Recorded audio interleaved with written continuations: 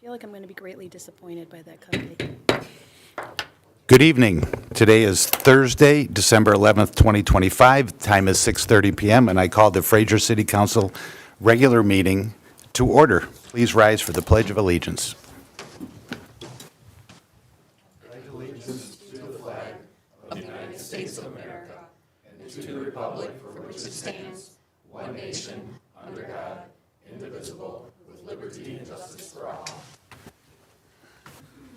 Thank you. Roll call, please, Mr. Clerk.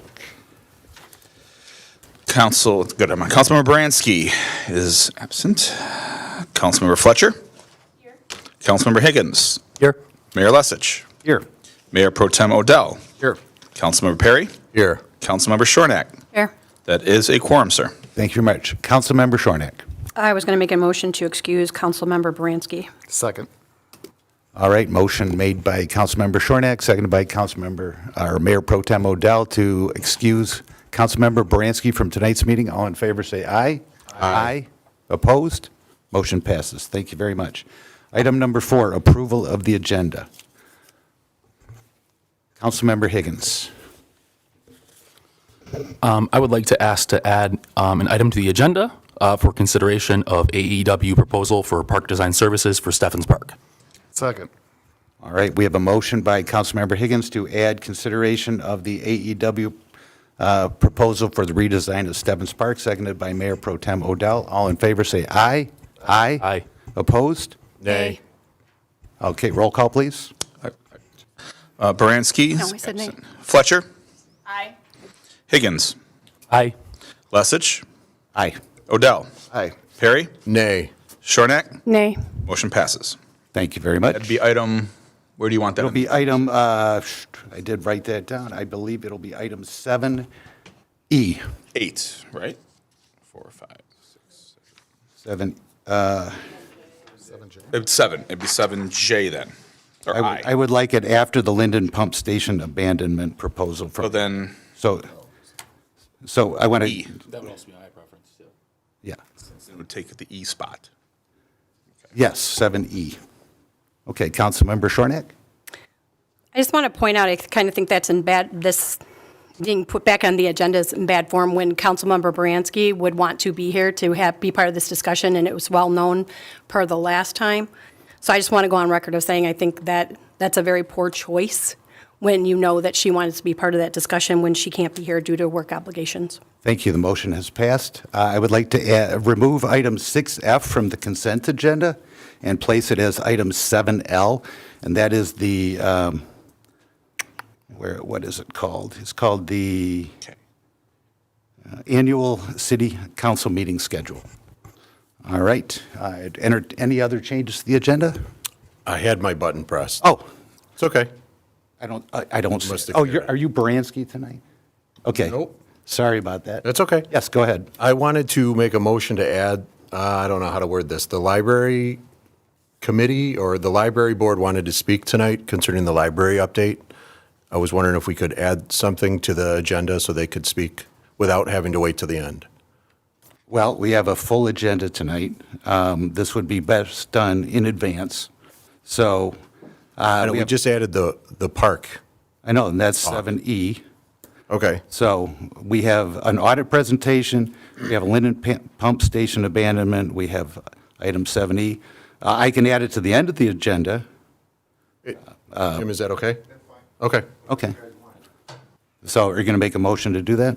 Sure. I'll make a motion to add the library subcommittee update to the agenda. Second. Okay. A motion by Councilmember Perry, seconded by Councilmember Shornack to add the library subcommittee Update, I said. update to the agenda. And it would be item 7M. All in favor, say aye. Aye. Aye. Opposed? Motion passes. I would now entertain a motion to approve if there's no other changes. Yes, there's one more. Okay. The Historical Commission, one of the members has reached out. She doesn't not want the minutes to be approved yet. She wants to have an amendment done to the minutes before we receive them and file them. Okay, the proper So- way to do that would be asked to remove item 60 from the consent agenda, and that can be done. Would we need a motion to remove that completely? Yeah, that's the newsletter.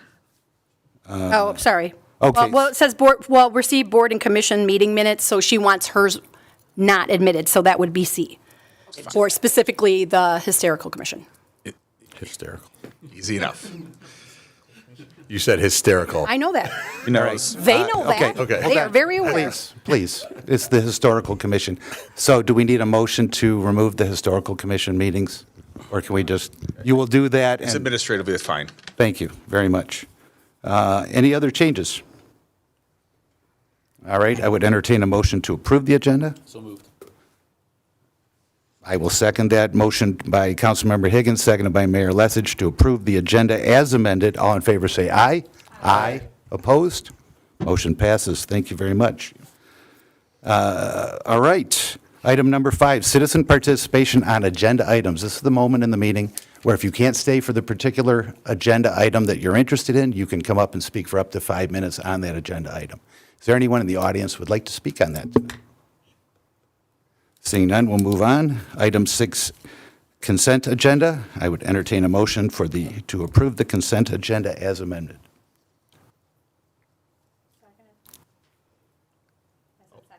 Oh, no, I didn't make the motion. I said I would entertain a motion. Yeah, I motion to approve it. okay. Second.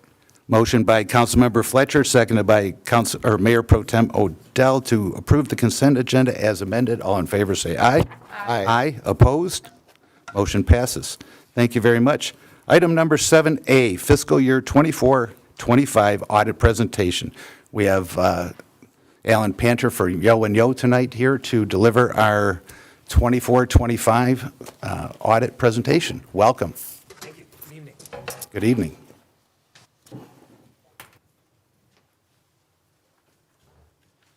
As Mr. Mayor said, my name is Alan Panter. I'm a partner at Yo and Yo, and I'm here to present the audit. The materials that you have are the audited financial statements. That would be a bound document with the title on the front. There is a stapled letter that we call the governance letter that comes with the audit. And there's also our presentation, which you have a hard copy. And we'll also project it up on the screen so everybody can see what we're talking about. The audit went very well this year. Let me get my notes really quick. All right. The city was very well prepared when we arrived, and we were able to complete our audit procedures efficiently. Last year's audit went well. It was on time, but this year was even better. And I see that we have some new council members or some new members on the council, and I'm pleased to meet you for the first time.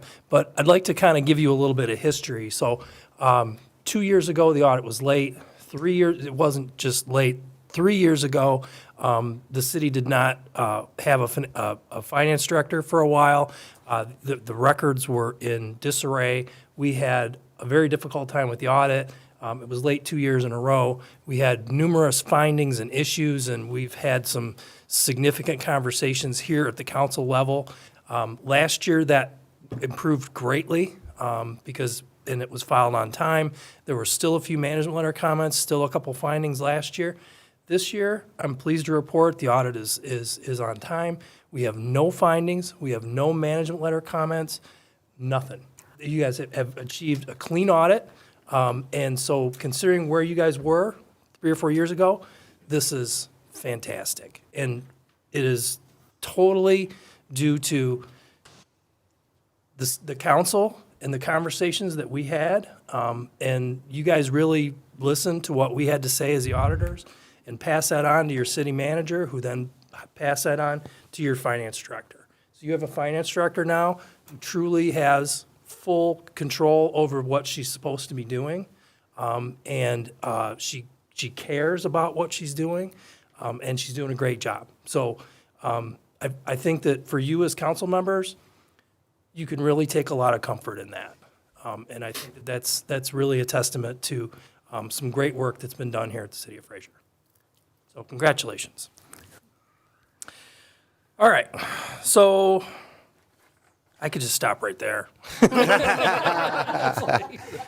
I'll give you a little more. So my plan for this evening is to give you an overview of the audit.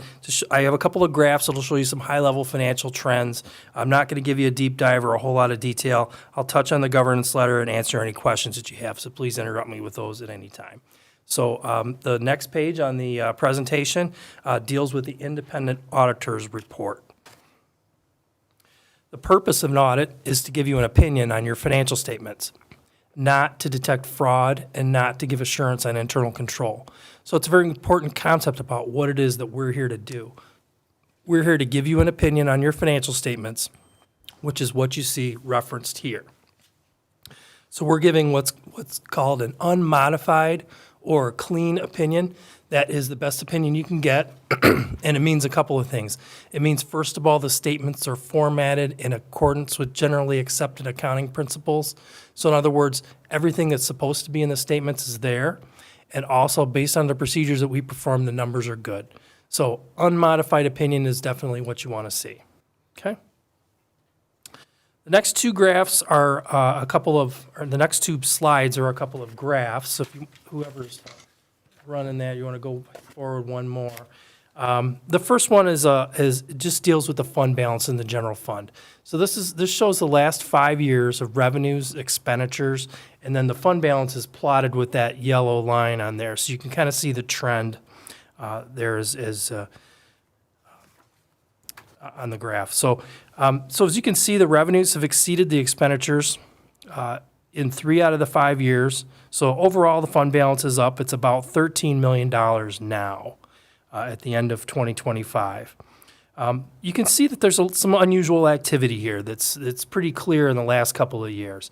So last year, the city received $3.9 million of a pension grant from the state. So that was recorded as a revenue and expenditure. So it came into the general fund and it went out to MERS, okay, so into your pension fund. So that's kind of pushing up those revenue and expenditure numbers last year. And then this year, you can see that the expenditures are high, and you might react to that and say, wow, we spent a lot of money. Well, the $4 million of that was transfers out, and $3.5 million of that was transferred to a street improvement fund. So that's what's going on there, and I know that that was all approved by the council, and so that's why your expenditures are a little higher this year, and your fund balance went down. So that was a planned spending of the fund balance there. So overall, your fund balance, as I said, $13 million. It's about 57% of annual expenditures. We usually recommend a minimum of 15 to 18%. Just for straight cash flow and operational purposes. So anything that you have over and above that really just depends on what your plans are for that money. So, and it's good to have a little bit of a cushion, just given economic conditions, projects that you may have in the hopper, all kinds of different things that money could be planned for. All right, next slide deals with the water and sewer fund. And this is kind of a long-term view of where that fund is and where it's been. So you can see also here that we've plotted out the revenues and expenses, and you can see that each year the revenues exceed the expenses. So that's a good thing. That means that you're bringing in more than what you're spending, and you need that money to make sure that you have the reserves so that you can make the ongoing improvements to the system with the money that you have. The other way is debt. So you guys have some debt in there, but most of that is external, OMID, and that sort of thing. You guys participate with OMID, and that comes in from that way. But anyways, the other two lines here are the gray line at the bottom. That is your unrestricted fund balance. And you can see that it was negative back in 2021. So that was, that's a deficit. You don't want that to be below zero. You can see it's kind of been bumping along there at a fairly minimal level. 2024 was a little higher, but it's gone back down this year. And I'll tell you why in a second. You see the yellow line at the top. That is your net investment in your capital assets. So what that is that's the water and sewer system, how much you've spent on it, minus depreciation, minus debt, okay? So when the line goes up, that is caused by when you guys invest in the system and when you pay off debt.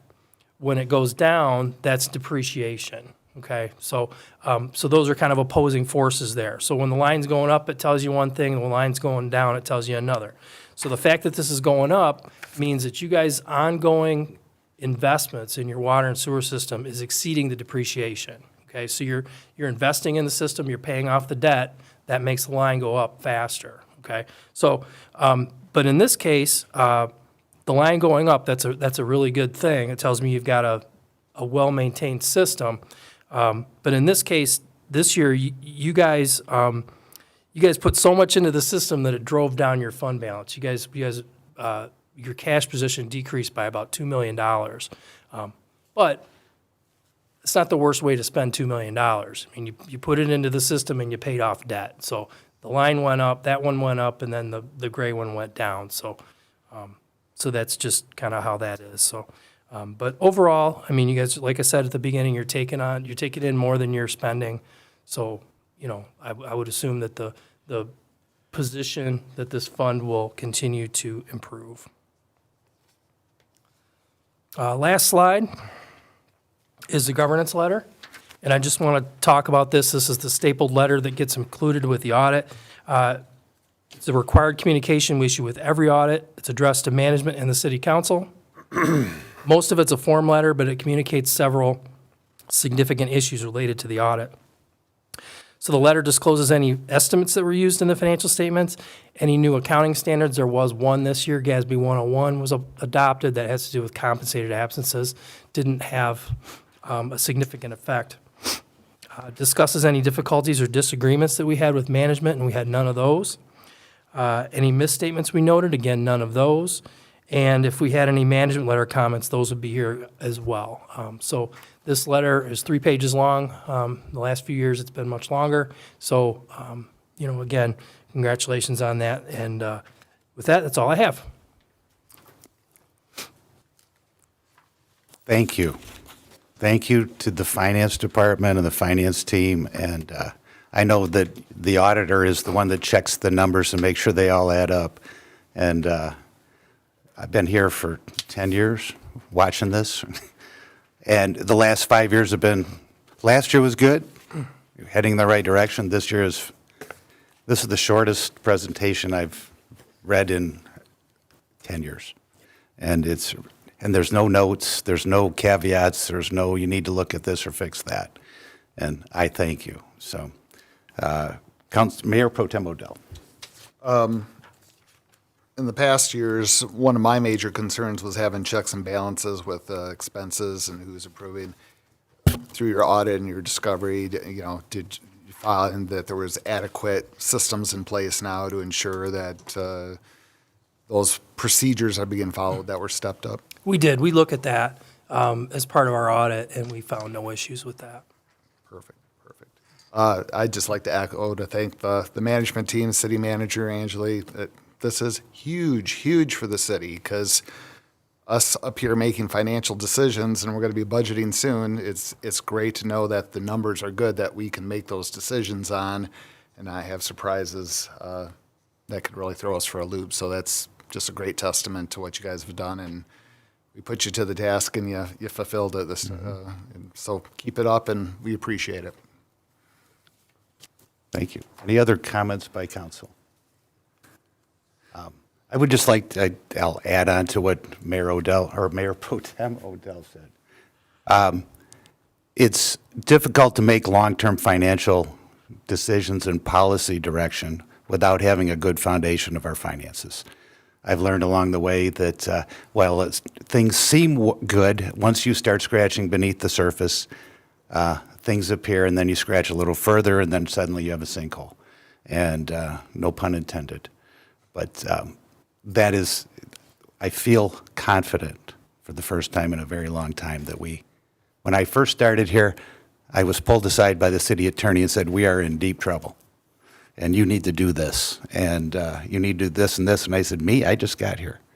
10 years later, I can honestly say that I know a bit more about city finances, and this is the best position, best knowledge, and cleanest books we've had.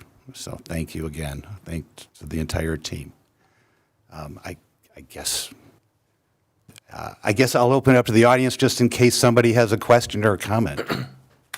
Seeing none, Mr. Panter, you are free to go. All right. Thank you so much. This was amazingly quick. Thank you. Item 7B, fiscal year 25-26 budget adjustments. You can come on up, Anjali. You can come on up, the star of the show here tonight.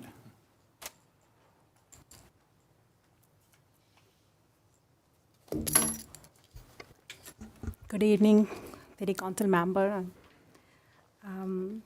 So we have some budget amendment. I reviewed the budget for last year and how the things are going.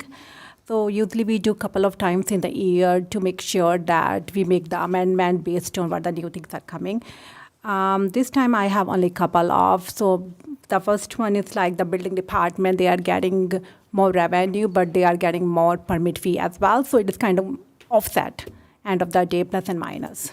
Not exactly same amount, but the same impact. So we are getting more revenue, but we are paying more to the contractor, McKenna, for that. The couple of the other one is like the insurance, because when we did the budget, we did quite a big amount, 725,000, but after that, the estimate came very low. It came So lower. very low. So we are making amendment for around 200,000. So it came only 530.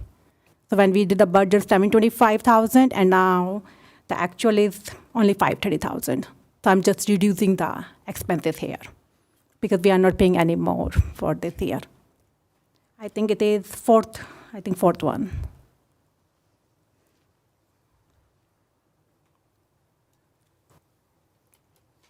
Okay, Mayor Pro Tem Odell. Got a quick question. So one of it said the insurance price dropped after the budget was approved, and then one said it went up. So is it different types of insurance? Yes, there are two different liability insurance and other property. There's two different insurance. So Okay. the big one, it dropped a lot, like 200,000. Other one just increased 11,000. Two different line items. Which one dropped? Like what type of insurance? It was the dropped one. Let me see. I could probably answer that. Yeah, you, So our insurance agent is Nickel and Saff. That's who we deal with, and it's our insurance for not only all of our buildings, but our vehicles as well.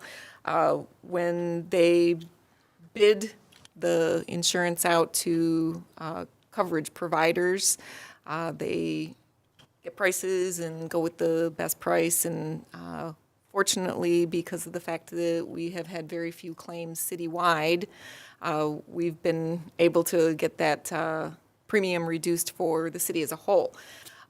The other one that actually was the exception is for senior housing, which I guess there are not that many companies anymore that are interested in insuring senior housings for one reason or another. So because there are fewer companies that provide coverage, it drives the cost up. So we had a little bit of an increase with that from what we were predicted. Fortunately, overall, between those two policies, we are still lower than what we had anticipated. Well, I'll make a motion to approve the budget amendments as requested. Okay. Any other comments by council? Motion by Mayor Pro Tem Odell, seconded by Council Member Fletcher to approve the budget amendments as presented. Any member of the audience would like to speak on this? Seeing none, all in favor say aye. Aye. Opposed? Motion passes. Thank you very much. thank you. All right, item 7C, Board of Review Appointments. Brian Kraus and Zoe LaPlante, or LaPlante. Would you like to take this, please? So we have a recommendation from our assessor who has been contacted by these people, and they're interested in serving in our Board of Review. Each of them, I believe, with terms for 2 years. I'm sorry, 1 year. 2 year. Should be 3. Thought it was 3. All right, one is, so Brian Kraus is for a term from January 1st, 2026 to December 31st, 2027. And for Zoe LaPlante, January 1st, 2026 to December 31st, 2027. 27, so 2-year terms. Was the second one through December 27th? Correct, December 31st. Okay, so they're both through 12/31/27. That seems like a long way away. It's not. All right, I know. All right, Mayor Pro Tem Odell. Make a motion to appoint Brian Kraus to the City of Fraser Board of Review with a 2-year term beginning January 1st, 26 and ending December 31st, 27. Can I second with discussion? You can, I just want to say something nice. you can discuss, and then we can talk about it. I just wanted to say, I was going to talk, but Pat presses late before me, Mayor Pro Tem Odell. I had the pleasure of meeting Zoe over the summer when I was out knocking doors, and she was super nice, and her house is very, very, very festive for the holidays, decorates everything. Erica, who sits on our library board, spoke very highly of her. And Brian, who serves on the board of review with my neighbor across the street, Ashley, who also said very nice things about him. So I just want to second the motion. Add that to the discussion. It's already been seconded. Thank you. So we have a motion and a second. I would like to say that I reviewed the applications and the resumes, and these are two very qualified people that have a passion to serve our city, and I appreciate them stepping up and doing so and finding the right role for them. So, any other council member have any comment on this? And remember, the audience like to speak on this. All in favor say aye for the appointment, just Kraus, right? We gotta do them separately, right? Yeah, you did one, so. Yep, Kraus. Okay, of Brian Kraus for a term ending 12/31/27. All in favor say aye. Aye. Opposed? Motion passes. All right, would you like to make the next motion? Yes, go ahead.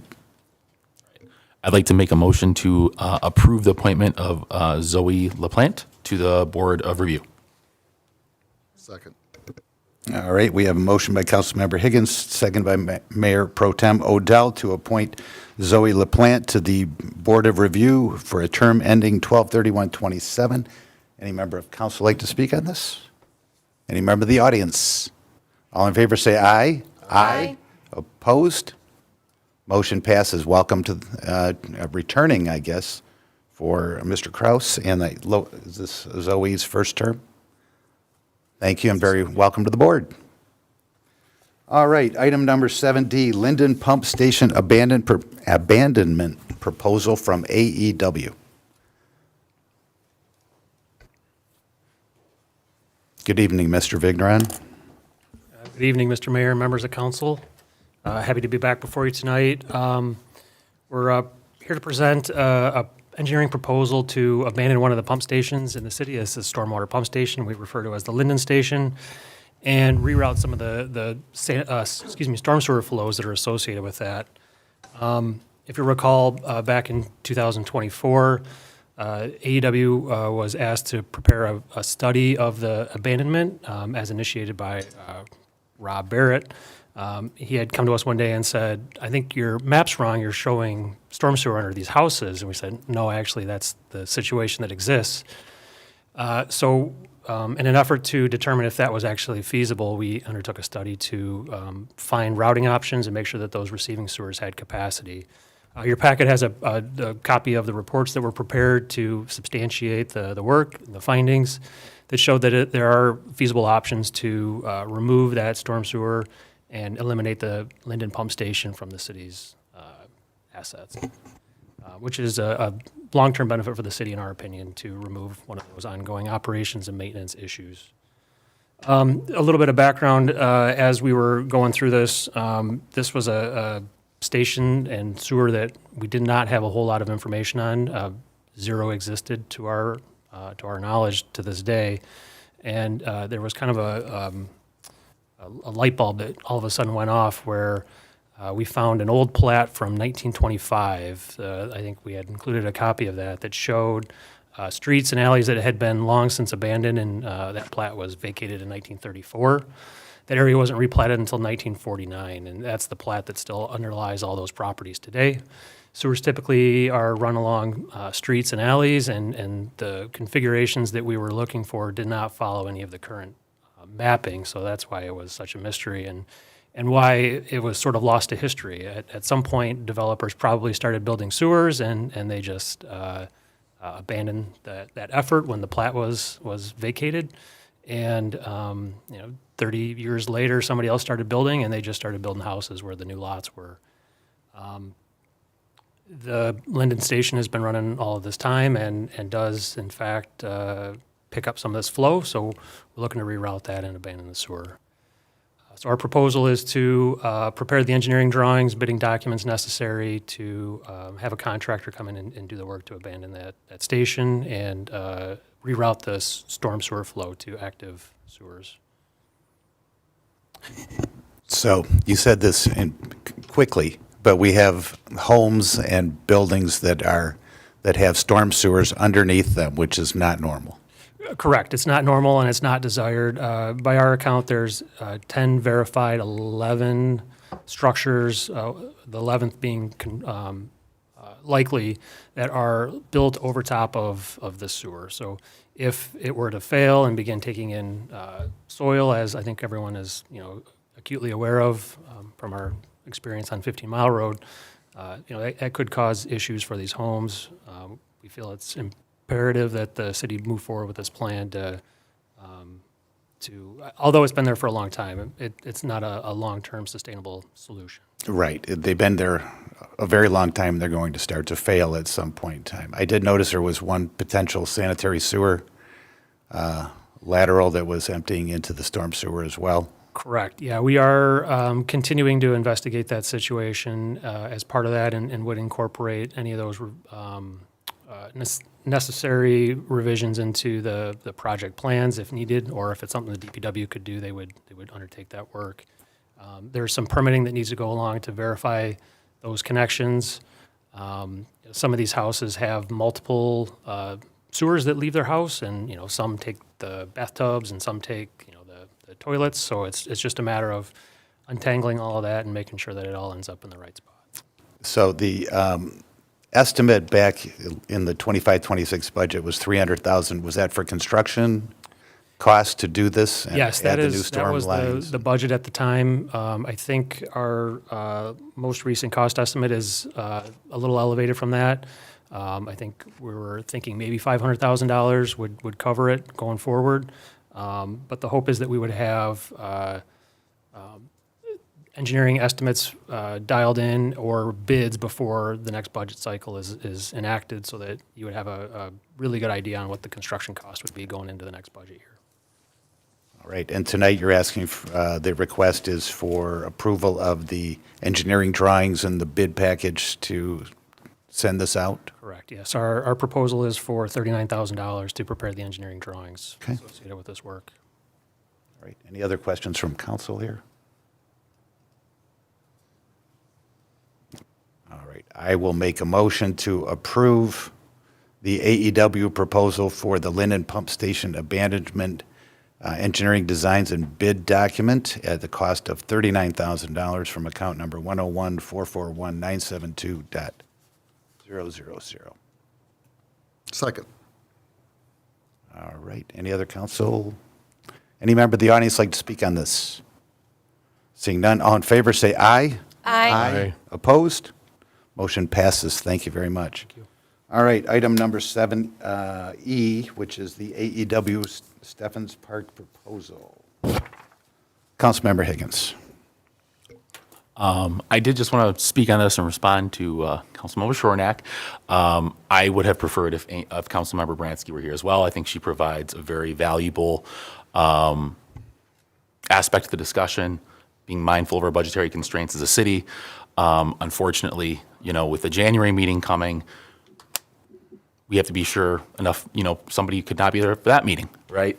I did reach out to her and let her know that I was going to ask to add this to the agenda. So I wasn't trying to slight her in any way whatsoever. I wasn't accusing you. Okay. Okay.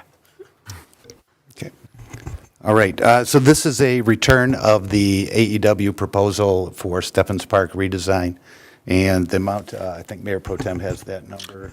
54,100. to come out of the planning, professional, and contractual services account. Mike, could you come up here and speak for that? Just give us the timeline on how this would work if we were to move forward tonight. To the best of your knowledge, I didn't mean to put you on the spot. Thanks. Yeah. So I believe the original request for proposals had a time frame of about 5 months that was laid out. I think the time frame is still doable. The time of the year may have a slight impact on how quickly this all comes together.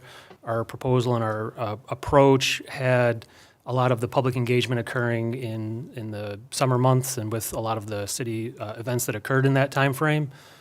So while we could potentially condense it, I think realistically extending it into late summer or early fall to have a final deliverable to city council would be the time frame that we would probably be looking at this point. I do know the typical grant cycles that we would expect that city would like to pursue. I believe the DNR grants and things like that typically fall like on an April 1st due date each year. So I don't see how that would be feasible at this point in the year for 2026 application. You'd probably be looking at a April 2027 application.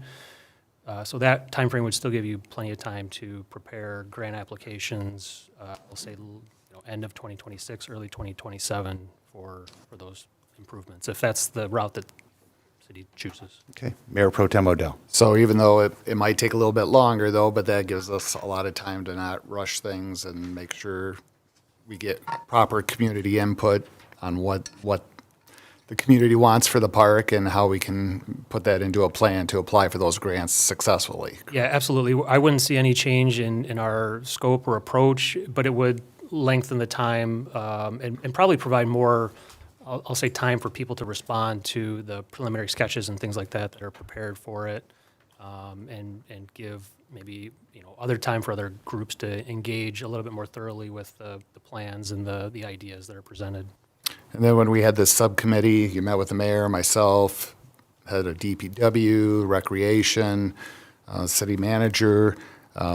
Nothing set in stone. We're putting different pieces together, getting input from the community to see what basically the community wants as a whole and try to make that work. And so we might be implementing some of the things or none of the things, but it gives us a plan to be most successful to get grants to help pay for that, right? Rather than the city footing the whole bill. Yeah, absolutely. I think the grants are really focusing on plans that have been prepared by the community with engagement from the public that have been really well fleshed out. I don't think the grant funding agencies are looking to just throw money at projects that aren't, I'll say, battle tested in terms of public opinion. They'd hate to award money to a project that never comes to fruition because the public outcry is so great. Once it starts moving along, that they have to back that up.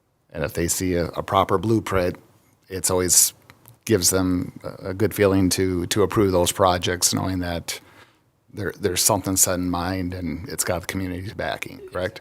Okay. All right, thank you. Councilmember Higgins. Can I just ask a point of clarification? I read through the packet from the proposal, the original one, back in September. And it talked about having 2 renderings that depict 2 main focal points of the project and 2 initial concept sketches. Is that 2 initial concept sketches of different parts of the park, or is it 2 plans for the whole park? And then the idea would be like, all right, here's, based on community input, we have these 2 plans, or are you making 1 plan? No, I interpreted that as 2 concept sketches for the entire park. Okay. And then as those are flushed out, the detailed renderings to help, I guess, paint a better picture of certain areas, it's just a lot more effort. So you don't want to necessarily spend that effort until you've got an area that you want to present that might need a little bit more detail, or it's something that you're going to utilize in public engagement efforts, or as pictures for on billboards and things like that you might put out eventually. That this is what this is going to look like when it's all done. So it's 2 plans or 1? It's the initial concept sketch for the whole park, and I think we had talked about 2. I'm going from memory, so. I have to- Is it two options or two different here's the thought, here's another thought, or is it? Yeah, so I think the approach would generally be to get some initial thoughts from the city administration and some of the other key stakeholders. Take that information, prepare a couple of concept plans based on the feedback that we've gotten, and then start to develop those into a more refined plan that then you present to the community for engagement and feedback on. And once you've gotten that feedback and engagement, then you kind of refine the plan again, and that's I'll say the second plan, right? The first plan, the second plan. Take that plan and then make some renderings. Two stages. 2 stages. Okay. I understand now. All right, any other comments or questions from council? All right. Mayor Pro Tem Odell. Make the motion to approve the planning, the Stephens Park Design Services Plan with AEW for $54,100 as originally presented, coming out of account 101-701-801-000 and planning and professional contractual services account. I'd like to second with just brief discussion. When we talked about this originally at the last meeting, this came up in September. One of the pros of this plan, of going out and developing a plan for Stephens Park, I don't think was brought up, was that area at 14 in Garfield is a little bit distressed with the CVS being closed and some other empty storefronts around Shots. You know, the Lisa's Lunchbox, which is now, I heard it's being redeveloped into a new restaurant. But I think having a plan for Stephens Park and potentially exploring putting something there that is more attractive for the community would do a great deal to bring in more economic activity in that area, creating a third space where the community is brought out. You go to Dodge Park in the summer, I mean, it's not going to be that size of scale at all, but something, a very, very mini version to just get people out in the community in that area, I think could be good for the city's finances long-term. It's a value add. Thank you. Councilmember Shornack. Well, just so you know, on the CVS thing, that's not up to the city and that's not up to development. That's because there's a lease in place and they control it. So for all the public who doesn't know, they get to control that lease. That lease was for 6 years and I believe there's 5 years left on it. So the city, that has literally no bearing on what we do in the park. I don't agree with spending the money on a plan for the park because that park has a lot of things in it that we could be making better, like the baseball diamonds. People have been commenting about the baseball diamonds, just like the tennis courts. You build it, they will come. They're beautiful now. Everybody's using them. The baseball diamonds are very dilapidated. We could take that $54,000, regate that, regrade it. We could make that very useful for a lot of people. And I've heard comments from a lot of people that they want that park to remain more passive, and so they can have events like we do have events, like when we have when the Lions rent it for the purpose of having the fair every year, or when people want to come and have things, they don't want a million things going on in that park. We have tons of ancillary parks that we have invested tons of money in the community where people are going. I know several people said they don't see a lot of people there. I guess it just depends on when you go look at the parks when people are there, because I know Somerset, even now, there's kids in that park all the time. That's why things are constantly getting broken and needing to be repaired. So I'd rather see the money actually spent on something that will be fixed now for our residents to use now and keep it more passive so that there's ability to have more things in that park, like when people want to play flag football. I've seen lots of people go there and have scrimmages and stuff like that, and rugby. I know there's a rugby team that has played there multiple times too. If we overbuild that park, there will be nowhere for anybody to go to have movies in the park. There won't be anywhere where anybody can go have the water gun fights if they so choose to do. So this is another reason why I'm not for this at this time. I think we have bigger things that we could be doing for our community, and we could spend that $54,000 on something like sidewalks and connect people that way so people can get out and walk during the spring and the summer. So. Thank you. Councilmember Perry. I think you're, wait. Oh, Press my button. no, I'm sorry. The okay. stickers have not been changed yet. We'll be getting those correct. Thank you. Thank you. That's on me.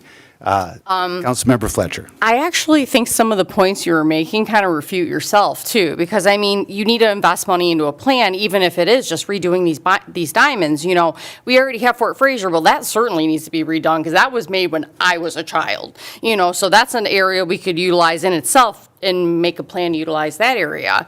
You know, there's places like George. I mean, that's a beautiful park. It has beautiful walking trails. There's small areas for people, and you could do that. There's small areas we could tuck, and actually, I have talked about a dog park. Doesn't mean it has to be smack dab in the center, but you could put a tiny place off to the side. There's plenty of dog owners. There's plenty of our neighborhoods that don't have sidewalks. That's a great place for them to go with their animals. You know, I think at the end of the day, if we want to get money for these things and we want to make our park beautiful, regardless of whether it's filled with stuff, it doesn't have to be filled with things. You know, there can be options and we can keep it pretty similar to what we have now and still make it nicer. But having that plan is going to open up the opportunities for us to be able to have these grants and be able to get more money back. You know, we're going to get this money back. So I think it's nothing but an investment in our community. And especially as George said too, you know, that area is suffering a little bit right now, you know, of no fault of its own, but, you know, that park is a great third space, and we've been lacking in so many third spaces, you know, so I think we absolutely could still keep the Lions Club. If we got a small band shell, not a huge one, that'd be perfect for that, for the bands that play. You know, I remember when I was a kid, they have the recitals come to the big picnic place, which is where you're supposed to get together for picnics. You know, they'd have little, like, recital performances there and everything. It doesn't have to be this wild fanfare that you're thinking Sterling Heights-wise, but we can still make it nice for us. You know, we deserve that. We had a nice park, as you know, when I was a kid, and I'd like to see it updated and beautified for now, you know, and that's my opinion. So, I'll stop. Thank you very much. Well, I'm in support of this, and I would note that the diamonds have been in poor repair for several years, and the council has chosen not to direct the administration to do anything about that. The parking lot is a disaster. We have buildings that are Fort Fraser needs some love. We need to evaluate what we can do with that, whether we can rehabilitate it to be back to what it once was, or we have to make a decision on what to do in the future. What I do know is that if we do nothing, it will deteriorate. And we have invested money in our community, our neighborhood parks, Meadows Park over by me. We put a pavilion no one uses. We put a grill no one uses, a volleyball court no one uses. And that was about $65,000 right there. So I think by having a plan and engaging the community, because it's not about me as a senior citizen or Crystal as a millennial, it's about the community as a whole and how the community can come together. And I like that idea of a third space. I put it a different way. People want to live in a community that has great community spaces. We're at a different time than we were. Well, 30 years ago, there were batting cages.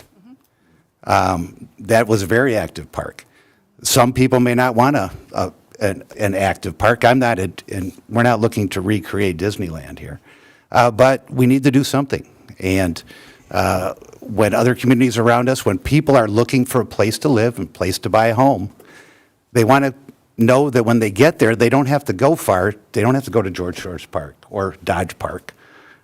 They want to have something in their own community. So those are my thoughts on it. 50 years ago, the leaders of this city had some great ideas on how to build up that park. 1999, 1998. The community came together and built Fort Fraser. I think it's our time to do something too. So those are my thoughts. Any other comments from council before I go out to the audience? I don't need to push a button. I'm all for upgrading Stephens Park. I just don't really think. Let me ask this question. I wasn't on council when this happened during COVID.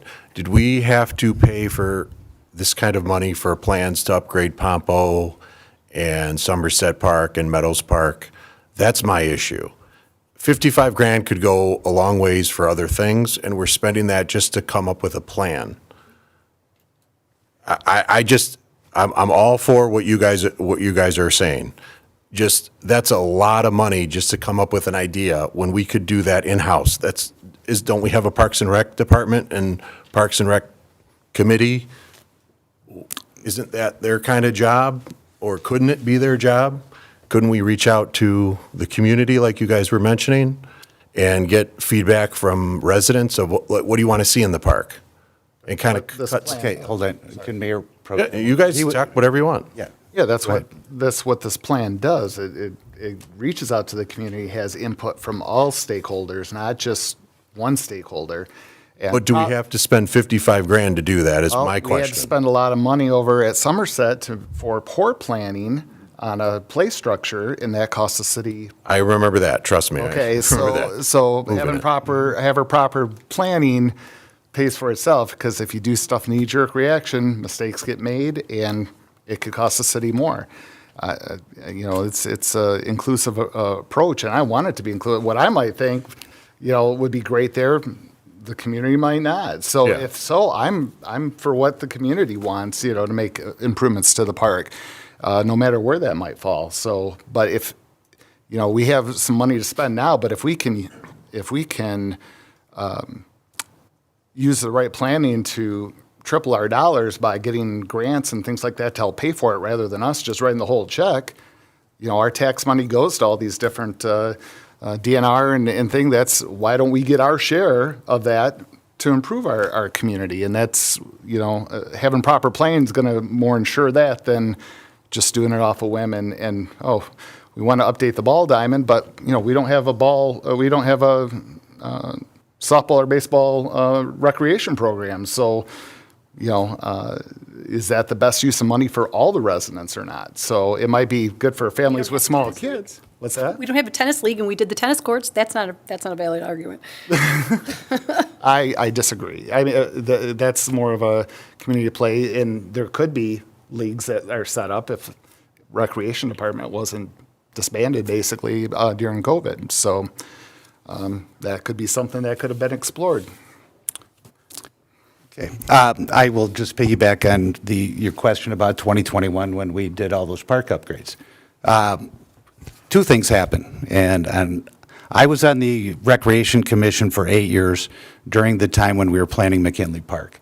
The Parks and Recreation Commission was very involved with that, mainly because we were all working to make that park happen. And later, after I left that and became on council here, around 2020, 2021, parks were completely removed from the idea of the Recreation Commission to the point where the agendas no longer said Parks and Recreation Commission, it's recreation.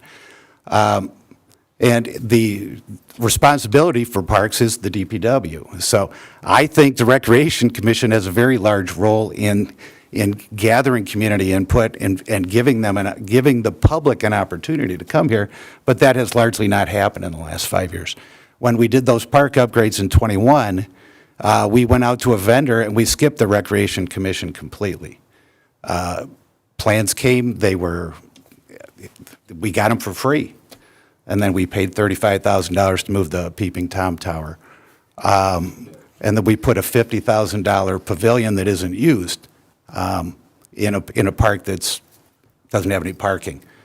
So I think that this, and most importantly, during the McKinley Park project, planning, and AEW was a very small part of that. We had vendors that were doing it, and they cost us money because they didn't really understand the community, and they did most of that stuff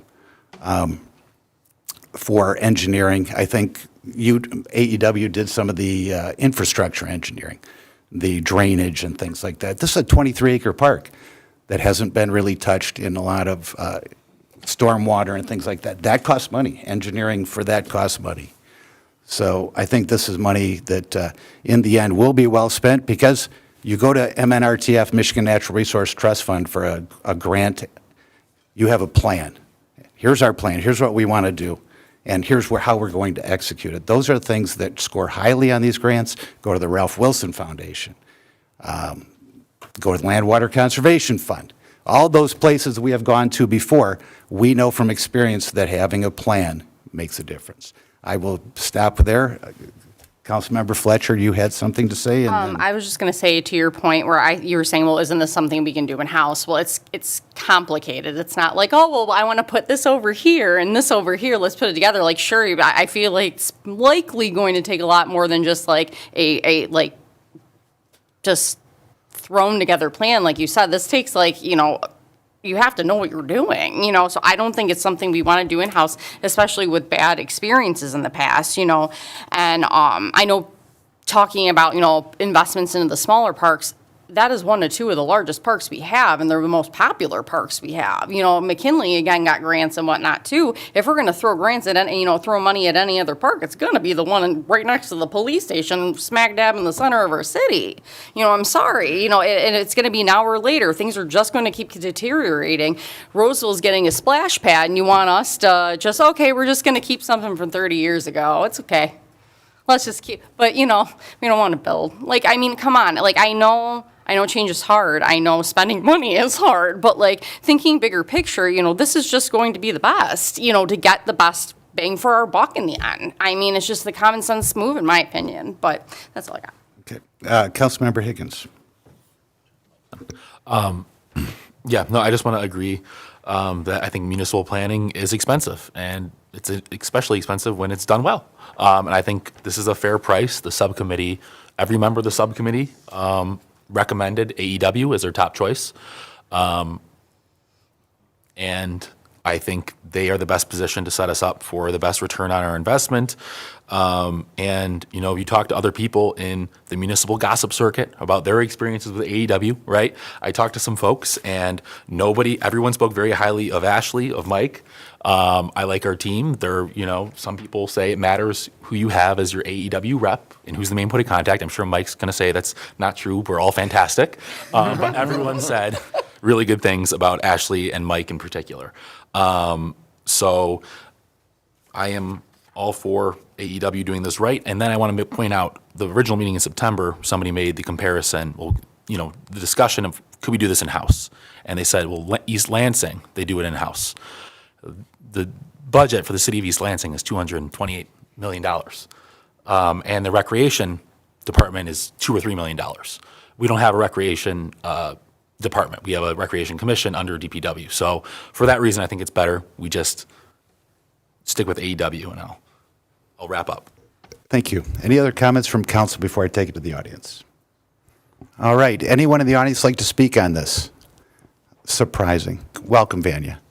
While Vanya walks up, I'd like to mention that East Lansing's Parks and Recreation used to be run by former resident Tim McCaffrey.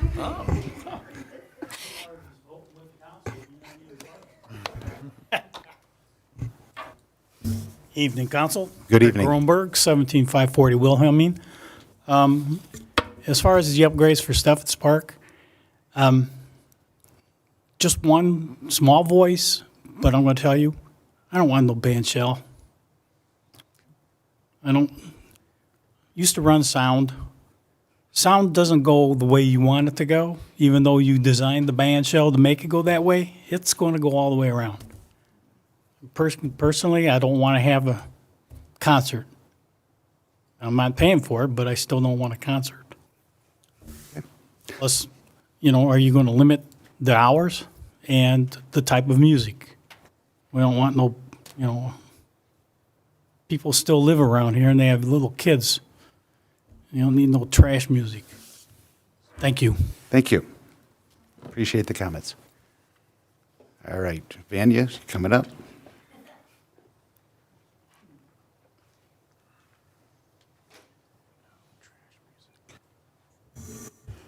Vanya Apps, 31641 York Street, and also the president of the Fraser First Booster Club.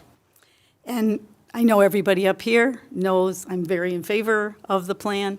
I'm very in favor of doing a plan for Steffens Park. I've worked with AEW on McKinley Park as well as our club and had really great results with them.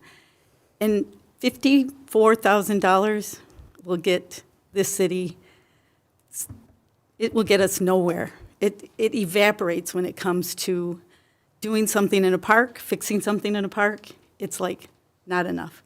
a plan, as many of you said, and Patrice, you know this because you were involved in the McKinley project. You know how expensive all of that was. And having a plan puts you high on the criteria when you go for those grants. And having a company like AEW having your back on those kind of grants, I know Fraser First, we fundraise $12,000 a year for a grant writer to get the grants we got. And we, with that fundraising, we also helped the city match those grants. So if there was skin in the game, we helped put that in there, that money. So we're anxious to do that again for the city. And yes, a bandstand, it would also be a public space, really no different than having music just in the park. But a bandstand would give you a more concentrated area and maybe even help with not making it, so intrusive. But I really have come to trust AEW in that they will take all that into account as to where that would go. But I see cities all around us having festivals, and their communities are coming together. And it makes you enjoy where you live. It brings up my property values. I could say, you come to Fraser, now my property's worth something. When I'm surrounded by nothing, and I'm all for passive parks, believe me, I don't want a circus either. But I do believe there is a design that would accommodate both because it's such a large space. We could definitely have a linear playground or a linear kind of a move through the whole acreage and still have room for keeping our other organizations involved in our city. So I'm really pleased to see this take one step forward. I'm real excited about that. So thank you. Thank you. Anyone else? All right, we will take a vote. Let's just do a roll call. I think there'll be some no votes, so I'm just anticipating. Baranski is absent. Fletcher. Aye. Higgins. Aye. Lesich. Aye. Odell. Aye. Perry. No. Shornack. No. Motion passes. Thank you very much. All right. Are you all set for tonight then, Mr. Vigneron? All right, have a good evening. Thank you for everything. Item number 7F, gas station canopy lighting ordinance amendment.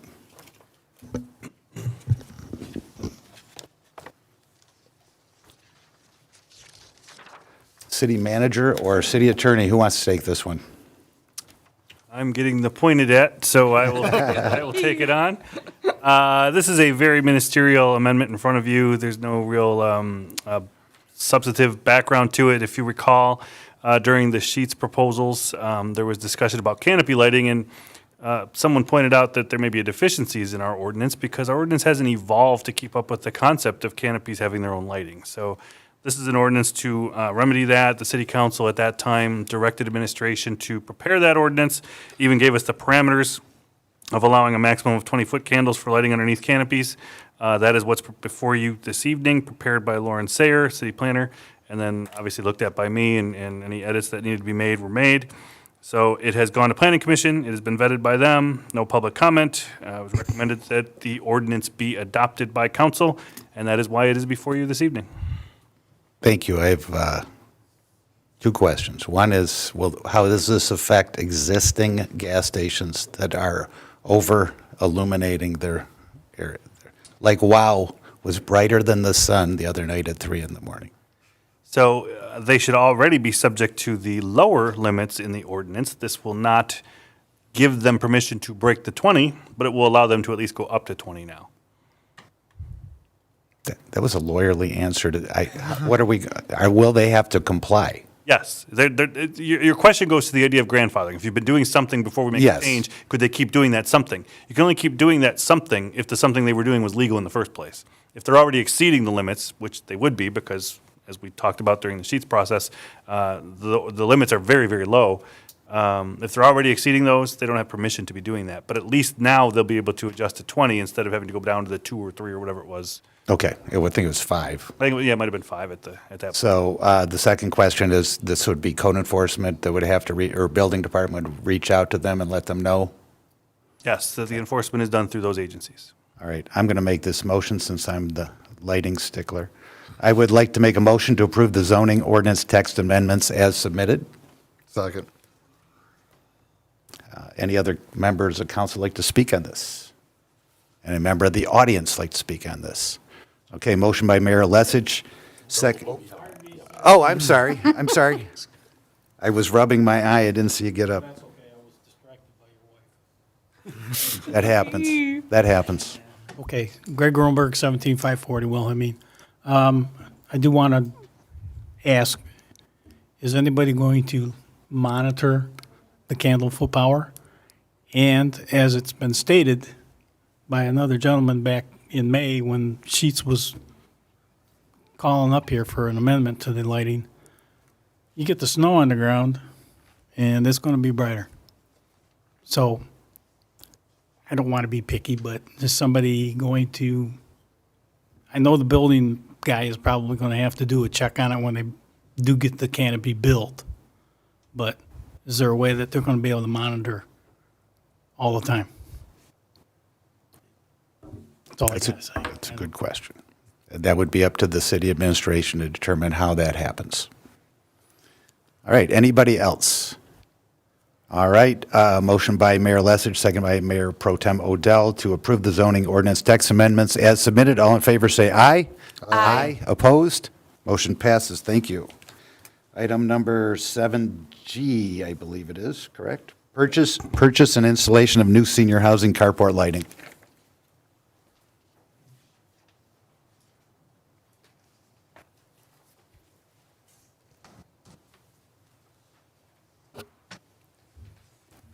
Good evening, Mayor and Council, and congratulations to our new council members, Higgins and Fletcher. Before you is a request to approve a quote from Spectron Electronics. We did go out and get 3 quotes. Back in the budget process, it was displayed a need to have lighting in the carport of the senior housing, and we can actually, with that at minimal cost, add outlets there too, which will enable us to put some holiday lights up at that location also.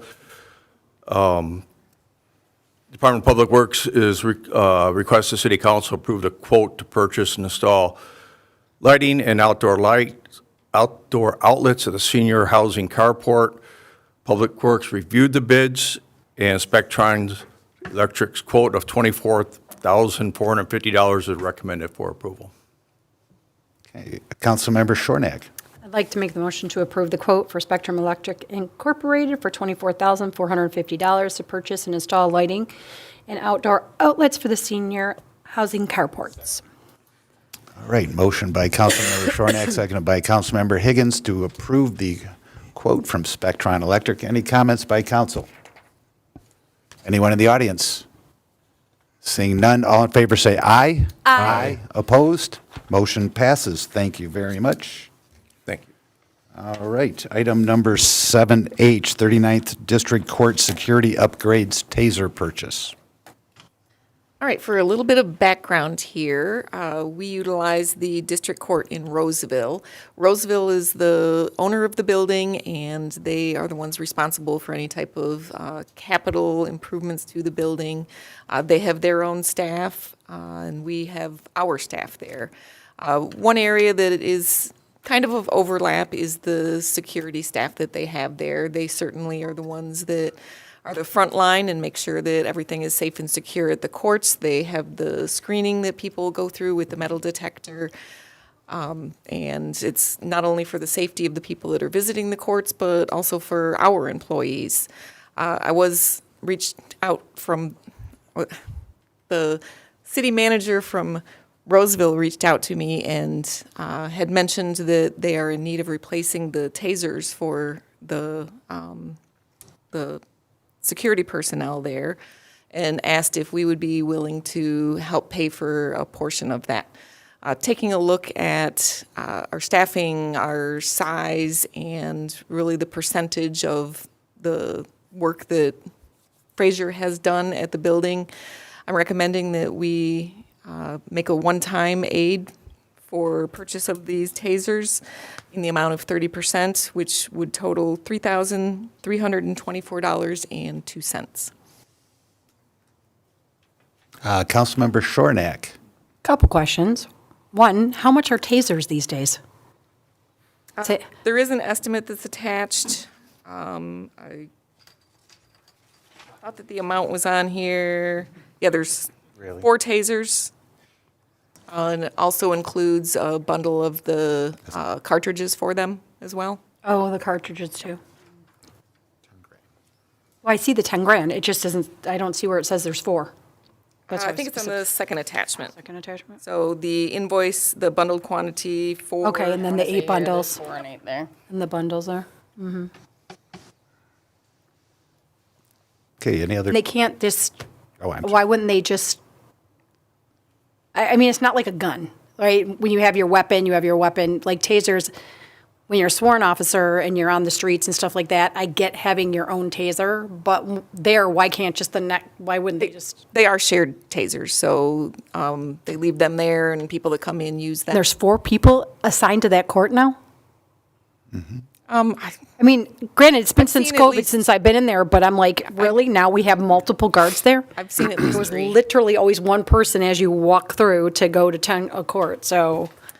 Well, I'm gonna say the jailmen and like in the court, the bailiffs too, probably. 3 courts, so. Yeah. Bailiff for each court plus That just seems crazy to me. You got a gun. Okay, then. All right, if there's no other comment, I'm going to make a motion to approve the one-time aid to the City of Roseville for purchase of District Court Security Personnel tasers in the amount of $3,324.02. Seconded. All right, motion by Mayor Lessig, second by Councilmember Fletcher to approve that one-time aid. Any member of the audience like to speak on this? Seeing none, all in favor say aye. Aye. Opposed?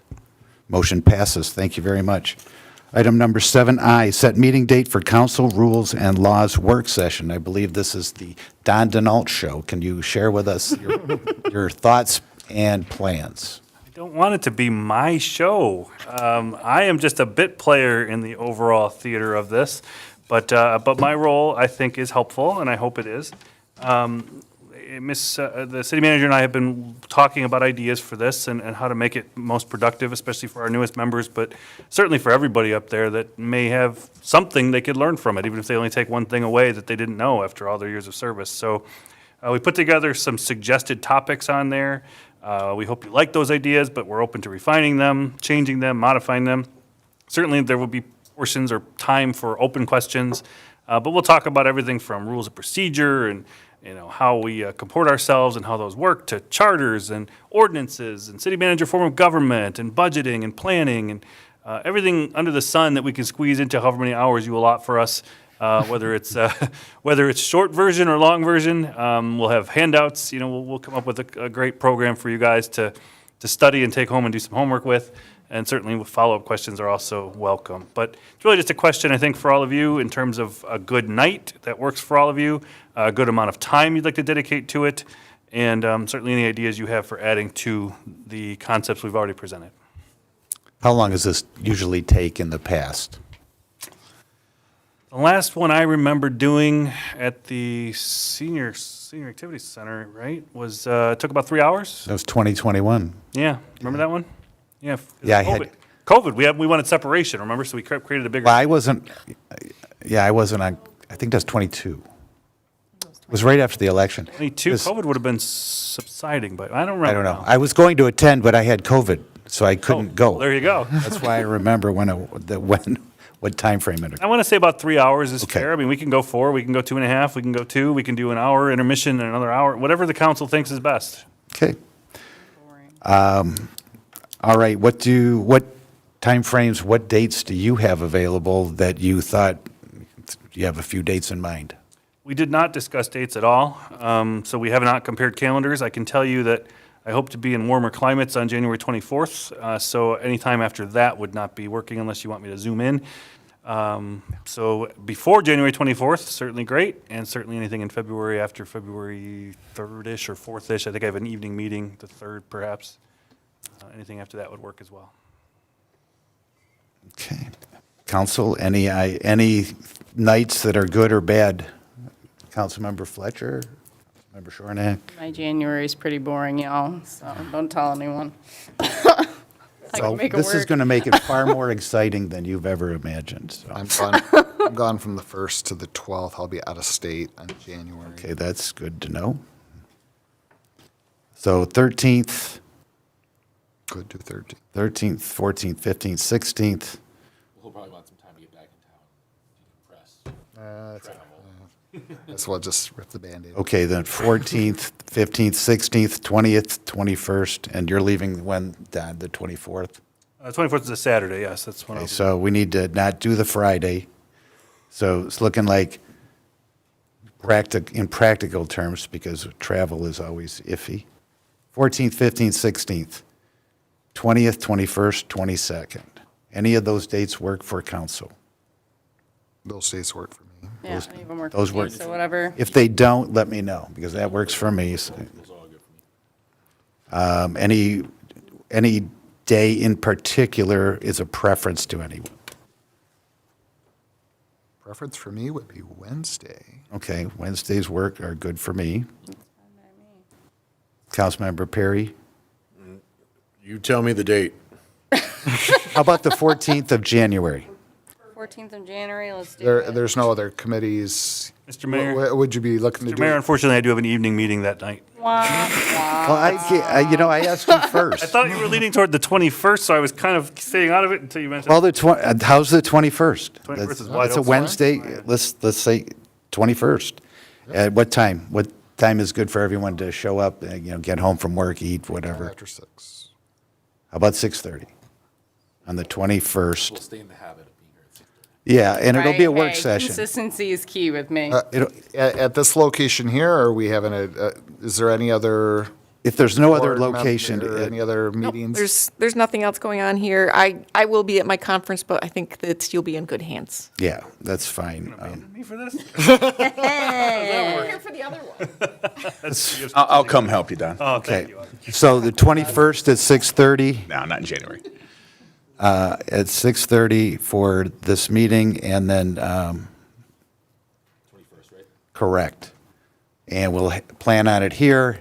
It'll be a work session. It's a public meeting, but it's going to be just essentially for the council and the administrators to work together to figure out how this show goes on. So let me ask you, Mr. Mayor, because you used two different terminologies, public meeting and work session. What does council want Well, it to be? I've always considered a work session a public meeting where the public can show up and sit there, but they're And not part of the. I do not see it that Okay. way. I mean, it can be that way if you prefer it, but Right. I see a work session as a training where Okay. you aren't deliberating on public policy, so there's no obligation to hold it as a public meeting. And certainly you'd avoid all the interruptions or potential interruptions that could come from that. The other side of that coin, of course, is you want the public to be educated too, just like we're educating all of you. So certainly you can make it a public meeting, you can make it open to the public, but not a public meeting, or you can make it a closed training session. You have three choices. Overcomplicate things, Don. What law school did you go to that made It doesn't a matter. simple concept very complicated? It does not matter. All right. All being a Open lawyer. work session. So what I want to avoid is any appearance that this council is meeting out of the public eye, deliberating. That's why we have you in the room, and you lead the discussion. So how would you frame that? And so that we publish it and notice it? Sure, I can tell you in the past, when I've done the zoning and planning trainings, those are training sessions for them. They are not open to the public because we want really their attention, their full attention. Okay. We want them dedicated to learning, to being able to ask questions, and not being distracted by deliberating on anything or making decisions about anything. It really truly is just like going to a conference. Okay, so we'll just have a training session. Yep. A work training session? How do you want to frame? We will just call it a city council work session or train. Yeah, we'll come up with a title for it, but it's not going to be public, so it's not Okay. going to need a really name. All right. I thank you for clarifying that. I just wanted to make sure that, I'm very cognizant of the public's view of Absolutely. government. Not so- hiding anything from anybody, not making decisions, not deliberating about anything. It's literally just teaching you how things work. Thank you. Do we need a motion for that, or everybody good for that 21st? All right, then we'll just go with that. Thank you. The next one is, let's see, 7, is that J? Set meeting date for strategic planning work session. City Manager 11. So this is one that I would like to be here and attend, as this is something that not only myself, but department heads will likely attend and benefit from, because what we're looking for is future planning, not only from the perspective of just for the budget, but also what are we looking at for future capital improvement, what are we looking at for staffing, potentially touching on things like community and economic development. I know ever since I've been there, there's been talk about a DDA or something like that, which certainly would feed into our budget. So this is a meeting that I think is very important. We will be moving forward with budget worksheets going out to department heads likely in end of January, early February. So timing is critical on this. As soon as we can get this together would be preferred. So either early January or maybe early February. Okay, I'll ask you what I asked Don. Are there any dates that you had in mind? Because you have your department heads that would likely be here, so there's a few more people to schedule. Yeah, August it gets August way lives too here, so he'll be complicated always here ready to go. That. Yeah, with all the schedules with department heads, I don't think that I can really put that detail together. There's certainly going to be some that will be available and some that are going to unfortunately not be available. Just letting you know, I will be at my conference the week of January 19th. Okay. Okay.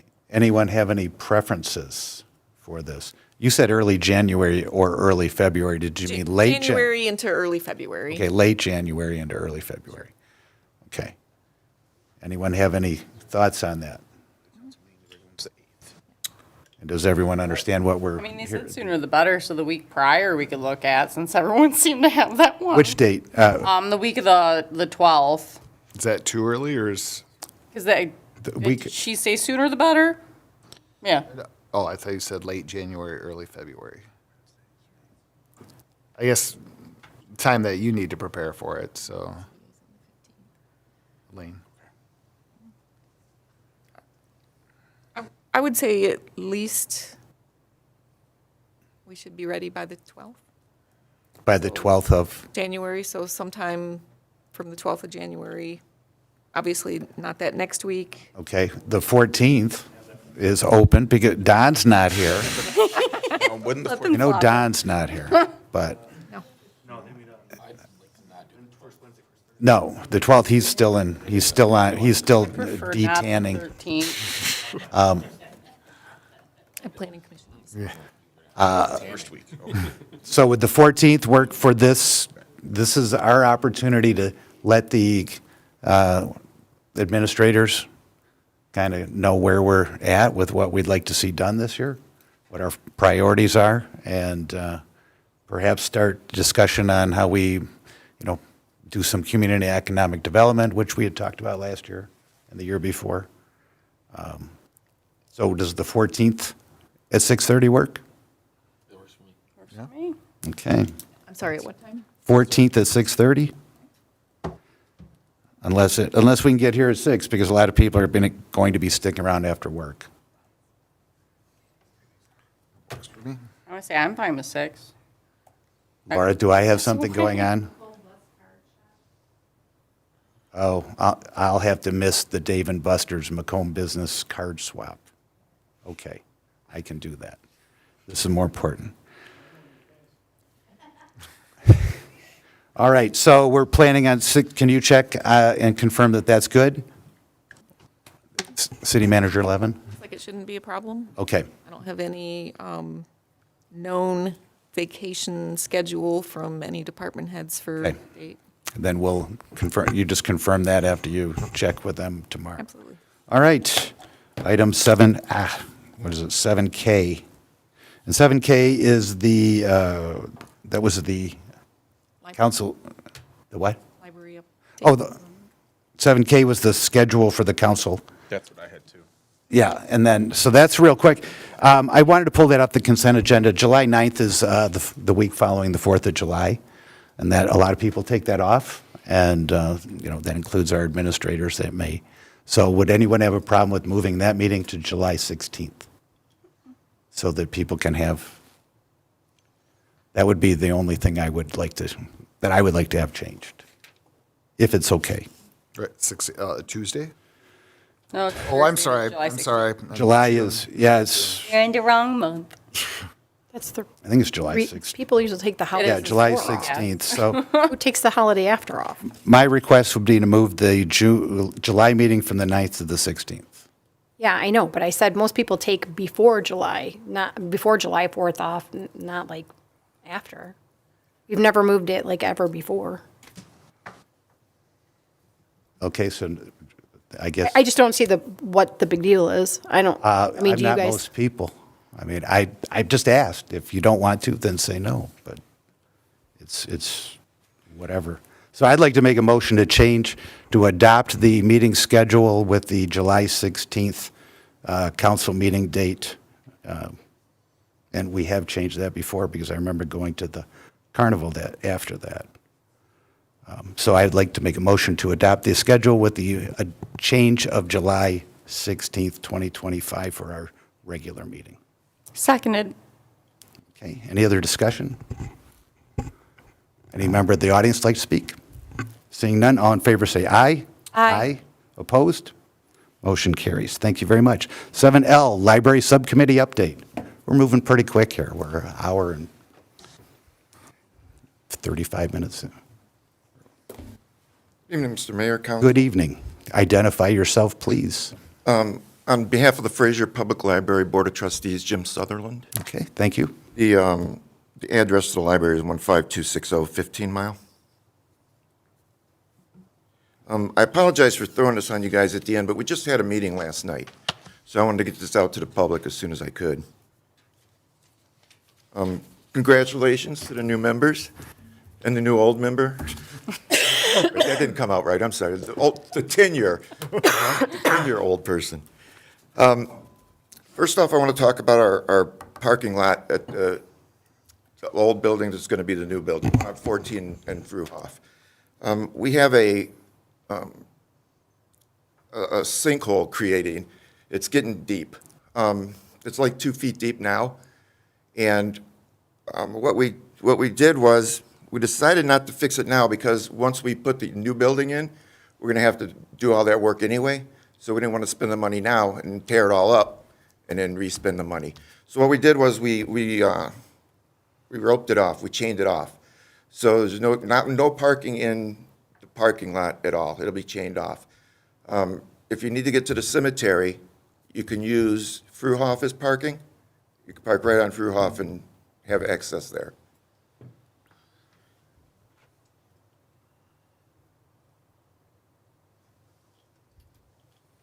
Okay. The other thing that I want to touch on is the bond. We will soon be coming to the full council to request a bond for the building. I want to make this real clear to everybody at home. The bond does not add to your taxes. There is nothing more coming out of your taxes than what you gave us for the millage. What we'll do is we'll take the millage and pay off the bond because we need the money up front to start the building. And as a library, we can't take that loan like that. So we'll be coming to you for a bond. Like I said, we've been meeting with the subcommittees, with the library subcommittee and the council subcommittee. And the meetings have been going really well. We've got a lot done. We feel like we're a lot closer than we were. So I just ask you to be patient. And I know it's been a long time, but we're getting there. That's all I have. Mayor Pro Tem Odell. So Jim, I know it's not your formal presentation, but for the taxpayers to understand that when that bond money comes into the city first, it passes through the city and comes to the library to fund the library operations.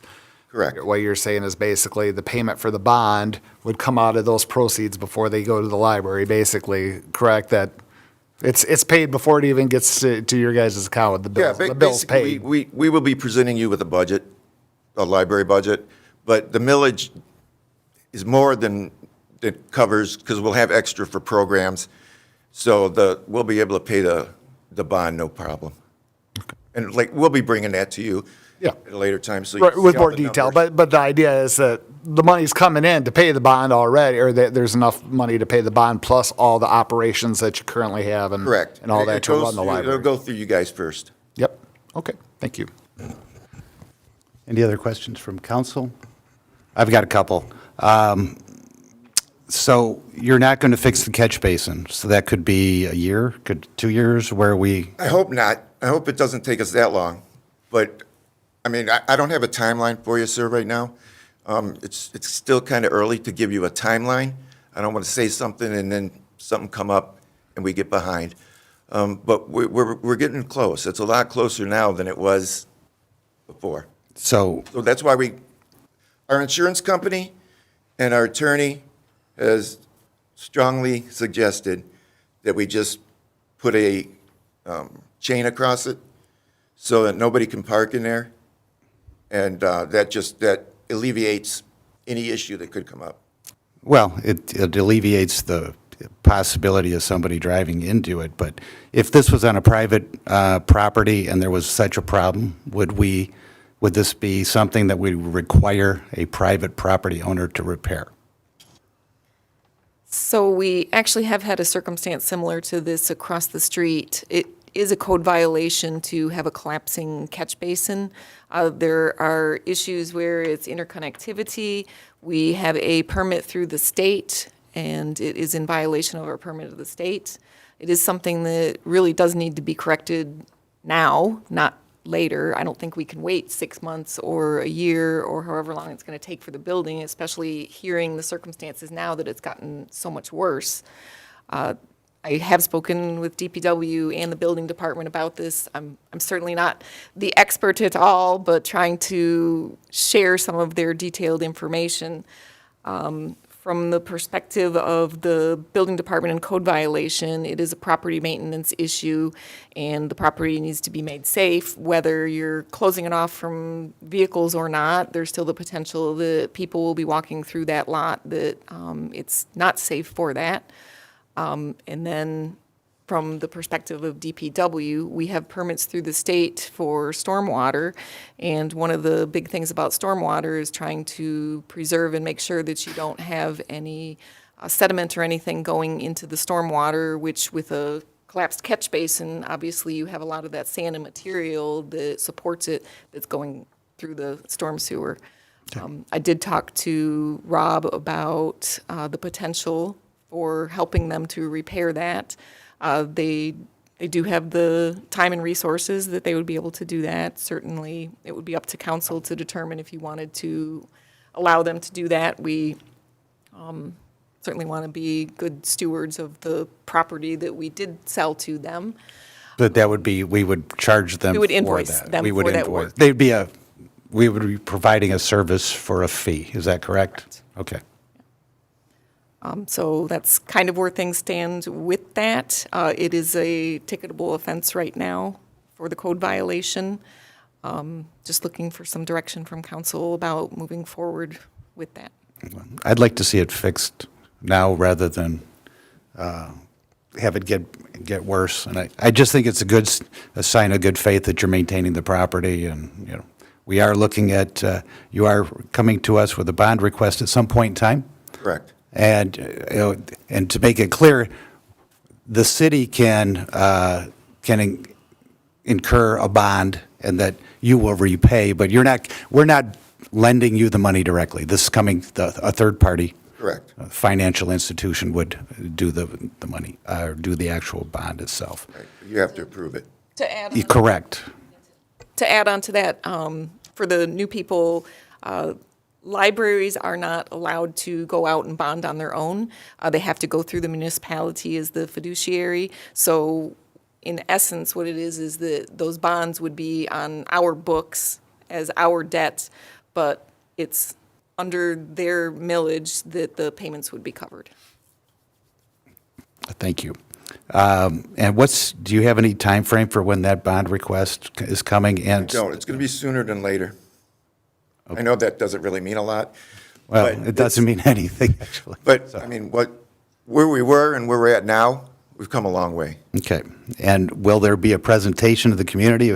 Because right now, it's a black box, and we have no idea what the plans are, and really hasn't gelled. So will there be a presentation that says, here's our vision, here's what we're doing, and here's why we want to do it? And We'll be presenting at an open council meeting.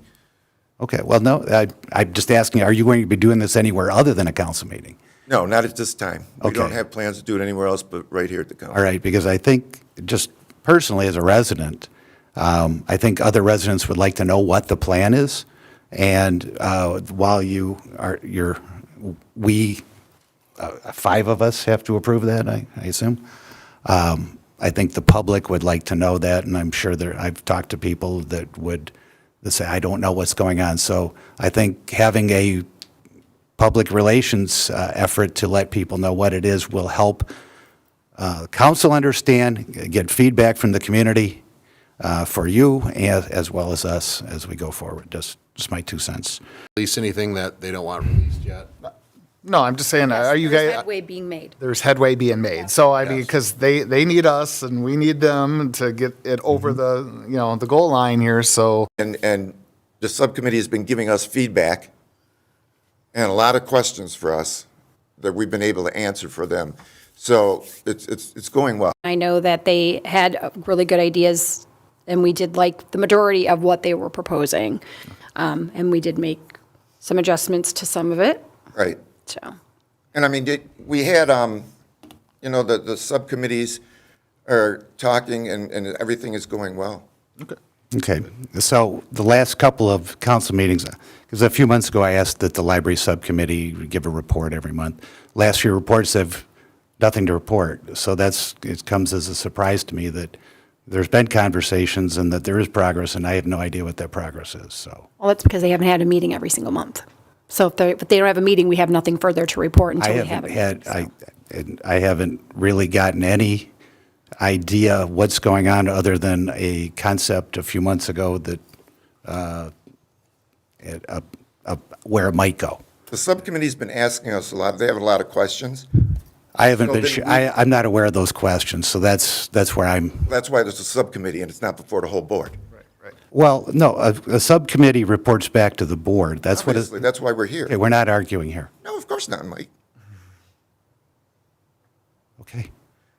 So a subcommittee is, the role of a subcommittee is to share information with the entire board.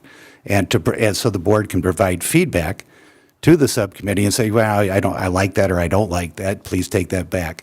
We aren't going to negotiate this here among your library board and our city council in a meeting. That didn't go well last time. Right. I would like a collaborative process where I'm kept in the loop on what's being asked, and to date, I have nothing. I have seen nothing in writing, so I don't know what questions are asked. So I'm just sharing that I Your don't. subcommittee knows. They'll be able to give it to you. Okay, thank you. Let's see, is that you? It's Mr. Perry? Thank you. Well, no, when did we meet last, Patrice? Was it October, Jim? Yes. Okay. And we did come back and We did. We updated a little bit, and then we literally had the meeting yesterday. I was the only one that was there. No negativity towards that. I'm just saying I was the sole person that attended from council. I asked them if we should cancel and reschedule this, and they said no, they wanted to go forward. Again, they shared a lot of information with me, and I did not want to overstep and expose some of their plans because they didn't even talk to their full library committee yet. So that's why I asked Jim, you should probably come speak on the behalf of the board so that I don't let the cat out of the bag of anything that isn't ready yet. So that's the whole purpose of me putting this on the agenda today and having Jim speak. I appreciate So it wasn't anything I'm trying to hide. Please, I'm very transparent. I just didn't want to step on their toes. That was it. Like you said, we haven't taken it to the full, full committee yet. Okay. So if, to sum it up, there's a bond request coming, but we don't know when, sooner than later, no date. And then Councilmember Higgins has a question or a comment. When you're talking about presenting the bond to council, and if, whether or not you do a town hall too, would that presentation for the bond request include your plans for the library at large? Absolutely. The final version or a couple? Final version. Okay. Would that, okay. Well, I mean, there might be a little, there might be tweaks. I mean, everything is, as you go, you might have to tweak stuff. But for the most part. It would yeah, be presented we'll be with the bringing bond everything. request. Yep, Okay. And that's coming from the library board, correct. not from the director, library director. No, it's coming from the library board. Okay. I just want to clarify for myself as a newer member. Okay. Any other questions or comments from council? Do we need direction on the basin? Yeah, I was going to ask about that. What are your thoughts on that? My thoughts are that the library, the Fraser Public Library, should conform with our city codes and fix that catch basin as soon as possible. It's the law. What I can do is I can have Rob put together an estimate and get it to Lorena. Whether they choose to go with that or get their own contractor would be up to them, but I think we need to see some action on it before the end of the year. I mean, it hasn't been that long since you sold it to us. And we're not debating this. This is your property. It was sold as is. I signed that paperwork, and this is your responsibility. Oh, I understand. And so it needs to be repaired, and I think that it needs, I will leave that in the city's hands. If you want a motion, I would make a motion to approve the administration discussing with the Fraser Public Library to do a fee-for-service repair of the catch basin if the library so desires. That would be my motion. I'll second that. Any comments on council? Anyone in the audience like to speak on that? I don't know. You want a time frame on it? I will amend my motion. I think having this solution by the end of the year. End of the year is in 2 weeks. How about 30 days? January 15th? That, Are you talking about having an approved permit or the work completed? I would say approved permit. 30 days? Yes, 30 days to sort out how it's going to get done, yes. So I will amend my motion to add and a 30-day time limit for the library to receive an approved permit for the work. Yeah, I'll second that.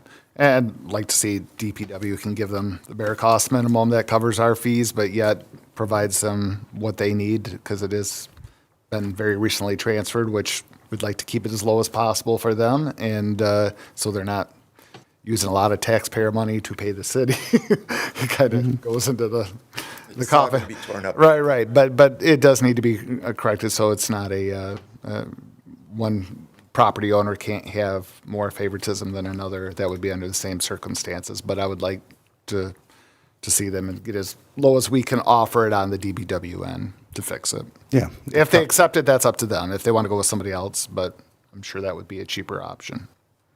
My last comment would be normal costs of providing that service to ourselves. And this is not to make an example of the library. It's actually to remain consistent with our laws so that we don't have somebody come in, well, you didn't make the library fix that. And then it becomes a slippery slope. And we're trying to clean the city up. I think this entire council, we are committed to code enforcement, cleaning things up, finding solutions to problems that have been lingering, and this is a good step in that right direction. So, all in favor, say aye.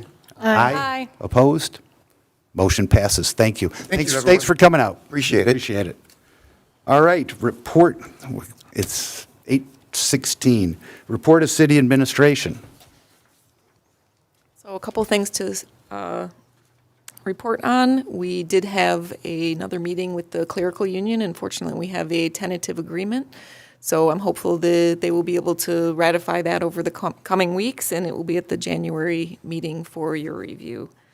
Also, on a side note, I don't know if I mentioned this or not, we also have a tentative agreement with the court, and hopefully Judge Toko will approve that as well. We had a multi-departmental meeting with the attorney to review a number of outstanding legal items. It was something that was very helpful to everyone, especially having all of the different department heads there, because so many of these issues are cross-departmental. So thanks to Don for putting the time and the agenda together for all these outstanding items. I had a wellness meeting with VC3. They are our IT service provider. They were just pretty much going through some of the outstanding tickets and items that we have and some statistics about reported tickets. I met with the Macomb County Department of Public Works, Don Brown. I think that was yesterday. Had a nice conversation with him about kind of some of the future needs in the city from the perspective of, in particular, drain cleanouts, so the storm drains. One recommendation that he did have is when we start working on our budget next year to set aside $5,000 or $10,000 to help assist with some of the cleanup in the drains. It is a cost share program, so think about some fallen trees and things like that that will hold up some of the storm water. So that's what we were mostly talking about. I also did have a question from DPW. He's had some calls about the odors coming from the area of 15 in Garfield. I know that they've been working on that huge project up there. They still have some work that they are doing and some exciting new technology that they're planning on employing in the near future with some type of chemical or something that will help control some of the odor from upstream, which should clean things out downstream as well. That is all that I have. Thank you. Is it like giant Febreze? Something like that, yes. I actually talked to Don Brown the other day, and I said, is it like a big Febreze? And he said, no, it's an air wick we drop down into the hole. And it's not really that, Some type but of neutralizer for the sewer gases that are in there. So they're pretty excited about that. And like I said, it's cutting-edge technology, and I think we'll probably be one of the first people in the area that should benefit from it. it's been a long time. Yeah, we've heard this before, and there's people watching right now that say, I've heard this, I heard them. There's dozens of them. Hopefully we get some relief, and he does acknowledge that there is an issue. Yeah, one thing that he did mention recently, some of the odor has been because we've been in kind of a drought state. Obviously, things are changing now, so when there is a high level of drought, you don't have a lot of water and fluid movement along with all of the sewer moving through there. It can become somewhat stagnant and increase the odor a little bit. Great. Exciting parts of government. No droughts. But Thank no you. downpours either. Any questions for the city manager? All right, let's go to report of mayor and city council. Let's start with Councilmember Fletcher. Welcome. Hello. I went with, actually George went with me too, to the Michigan Municipal League. They had a little conference for newbies in politics. So we went up to Lansing, did a class. I got my first tour of the Capitol building. I had never been there. And I was like, I'm going to go early and I'm going to spend my day in Lansing. So I got to do that. And then I got to meet some people. Actually, one of my buddies from Berkeley, he got in city council there. So I got to see him there too. So that was really neat. And I just got to chit-chat with some other people around the state and learned a lot. And actually some things that were relevant for the budget today. So that was nice. I was excited. And yeah, it was cool. That's all I got for today. Thanks, guys. Thank you. Councilmember Perry. I would just like to wish everybody a Merry Christmas and Happy New Year. Thank you. Councilmember Higgins. On the spot. Yeah, just second that. Wish everyone happy holidays, Merry Christmas, a Happy New Year. The Baumgartner House and the Hysterical Commission are having their second round of like Christmas with Santa, and showcasing some traditional celebrations. I think they're like German celebrations, on the 14th, and I believe it's, Patrice could probably tell me, it's from like 9 to 1:30, or maybe it's from 12 to 4. Check online. It's on their Facebook page. And I saw a news channel that said because of, higher cost of living this year, rising prices, which continue to rise, beef prices like 12% year over year up. They said, don't buy grandma and grandpa a Christmas present if they don't live near you. It's too expensive. Don't buy them. I want to encourage everyone that if you have your grandparents to buy them a Christmas present. Thank you very much. Councilmember Shornack. I want to say great job to all those who helped out in making the our Fraser Christmas Festival. That's what I would rather call it.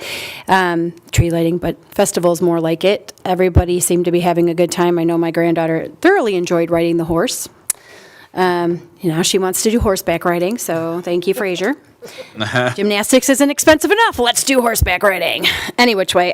So it really was a very well-attended thing. I do think we have to come up with a new solution on how to get people in and out of the bay. So when we go into budget season, on that, I'm not going to do northeast, west, or south. On the opposite side of the building, like where people used to drive out, if we can put another exit door over there instead of, how you have the one you walk in, then you have the big bay door, and then on the other side of the building have another exit, that might be a good solution for that, considering that's where we always host this every year. So we should probably come up with a plan, because it was very congested and people were standing in long lines for a really long time. So I think that would help it. But other than that, I think that everybody thoroughly enjoyed themselves and had a good time. And for all those crazy people who drove into cold water, God bless you.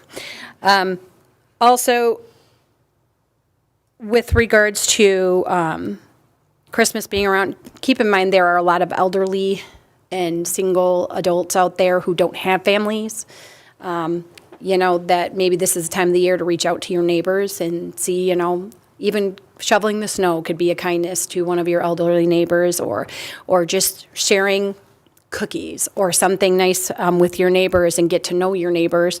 Because a lot of people these days, everybody wants to be online, everybody wants to do everything remotely, but I think we've lost that sense of human contact. And at any time of the year, it's important, but especially around this time of the year, especially for shut-ins, I would hope that people will find that kindness in their hearts to remember those people and reach out to them.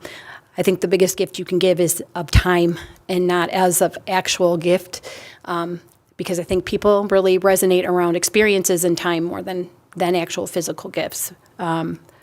Not that it's not a great idea. That was not about that, by the way, because I don't want to hear about that later. I'm just saying, especially older people. I know this because I've dealt with a lot of elderly people and stuff like that, and I know that they value time and experiences with people more so than physical gifts. So anyway, other than that, everybody have a Merry Christmas and a Happy New Year. And I also want to thank you very much to our staff, all of our managers in all the departments, for giving the time you give to our city, the effort you give to our city, and the care that you give to our city, because most of you, and I pretty much think all of you, don't live here, but the fact that you guys care enough to show up and do the best you can for our city, I want you to know that it is appreciated and it does not go unnoticed. So thank you. Thank you very much. Mayor Pro Tem Odell.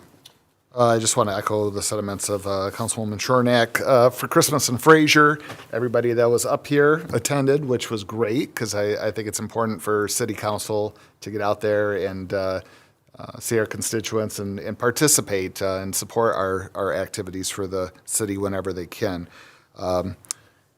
George and Crystal and I did the polar plunge. That was a fun experience and well attended, and I think everybody had some good laughs. And we raised almost $5,000 for Fraser First, which we talked about tonight. That money is going to go right back into your community. So we appreciate all the sponsors and people that donated, large and small, for that effort. February 7th, the Fraser First Blue Jean Ball's coming up at Vintage House.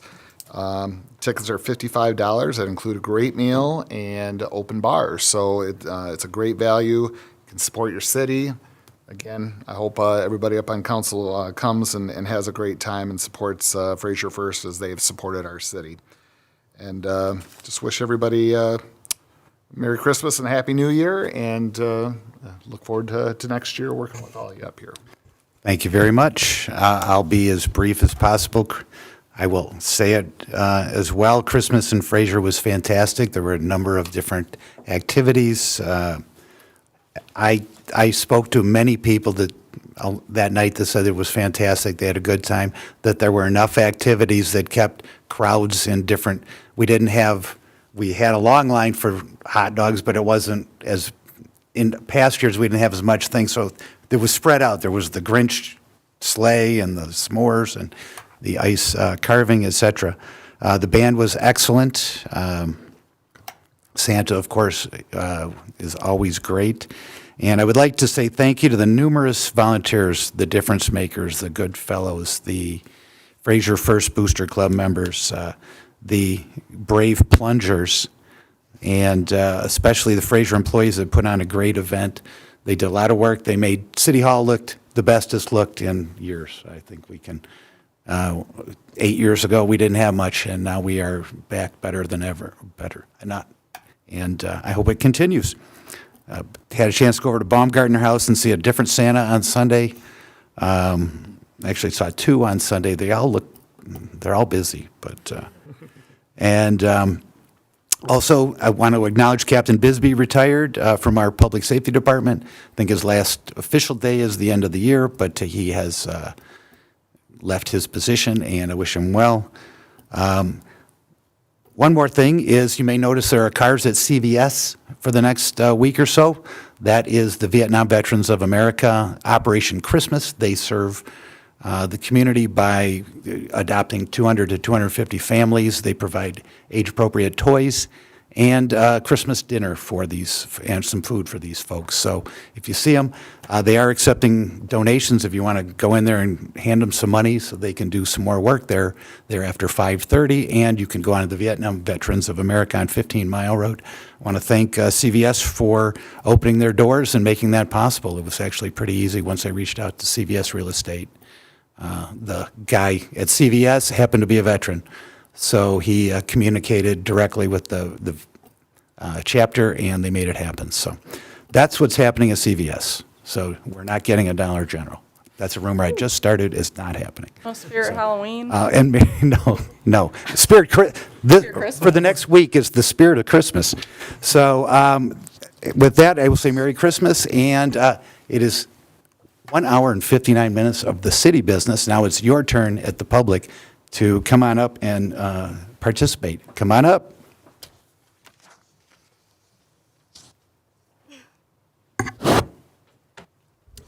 Hello, everyone. Good evening. First off, I'd like to say Merry Christmas and a Happy New Year to you all. My name is Luxio Leon Onyx, and I live at 16891 General Avenue. And tonight, I will be speaking on behalf of a family, and I will be speaking very passionately from my heart. Because there was a man recently named Santiago. He was 17 years old, and he was pulled over by Fraser police with his mother on the evening of December 7th, which was last Sunday. Fraser police did not provide any reason for the stop, but instead called ICE, and the two were taken into ICE custody. Due to the rapid action of Detroit lawyers and activists, a federal judge has signed an order prohibiting ICE from moving them to the Family Immigration Center in Texas. My demand is that you all comply with the federal judge's order and help return Santiago and his mother to Michigan. My other demand is that Fraser police stops cooperating with ICE and keeps the migrant families here safe and sound. Stop all cooperation with ICE, lead with your inner child hearts, and no longer with egos. Lead with the love for families everywhere, especially for Black and brown families everywhere. Help keep Black and brown families together. Help keep Black and brown children together with their families, please. End your fear and racism. Be actual humans for once. Thank you for your time. Thank you very much. Anyone else like to speak tonight? I see you, Vanya. Thanks for raising your hand. It's hard to tell when you're standing up. Jeez. Wah, wah. He's going to hit me later. You're Not gonna really. get it. She's made that joke before. I do, yes, and it's sadly true, too short. But I'm going to echo a lot of what you already said. Your name, please. Oh, I'm sorry. I thought you said it. So Vanya Apps, 31641 York Street. And I just am the Fraser First Booster Club president with my vice president here, Laura Lessig. And I wanted to bring these boards to your attention for a couple reasons. I don't know which one's in front of me. Signatures. Okay, these are our darling plungers. We had 14 plungers that took that plunge, and 3 of which are on council, and I thank you very much for that support. We did raise close to $5,000 through these wonderful sponsors, and you can see the Sharpie markers at the bottom were the ones that came in after our board was published, so I appreciate that. Many of them gave $250 to $100 in addition to what was given. Hanover Grove, Schatz, Priscilla Jessup gave the big chunk of the money to get us rolling, and I can't thank them enough. There's just, so their support means a great deal to the Fraser First Booster Club, but we get their support because they've seen us in action. And I think that they know it comes back to the community. So I know that their continued support is for that reason. They see it come back. So but I just wanted to show you the boards, and I wanted to ask our city manager if it's okay if I leave these up in the hallway for a couple weeks. If anybody on council has any objections, it's just sort of a way to thank the sponsors and to also get, let them have, let them have that moment of gratitude. If nobody has any objections, great, I will just leave that in the hallway. Elaine, if any trouble, you know to reach out to me, I can take it down. But Elaine, do you know if Ed, well, Ed's in that back room. Ed, you can hear me. Are we going to get a video of the plunging? Because my video didn't come out.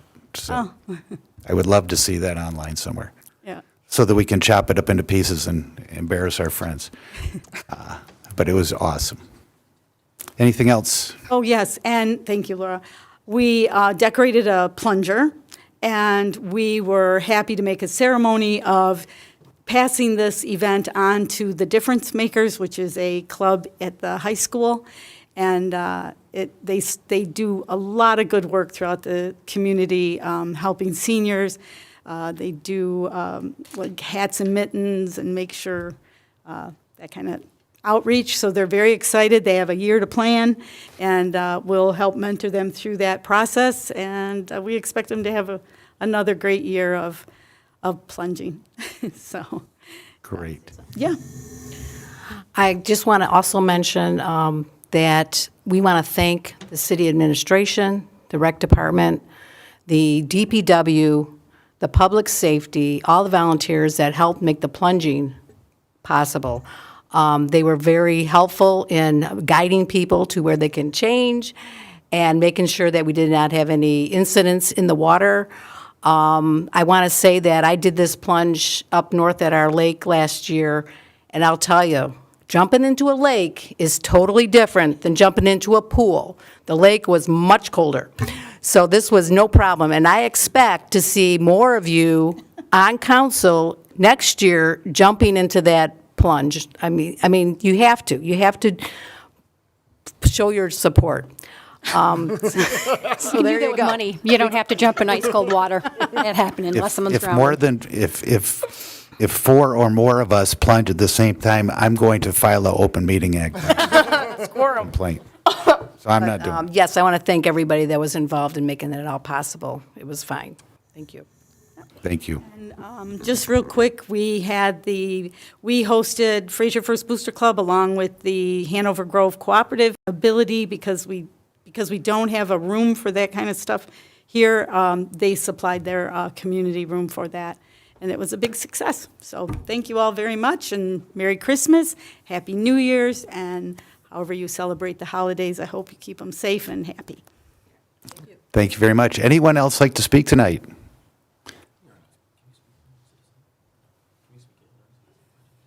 No. Just banter about not jumping into a cold pool and again. I'm not. All right. I will make a motion to adjourn. Second. At 8:36 PM. Motion by Mayor Letch, second by Councilmember Shornack to adjourn at 8:36 PM. All in favor, say aye. Aye. Meeting opposed?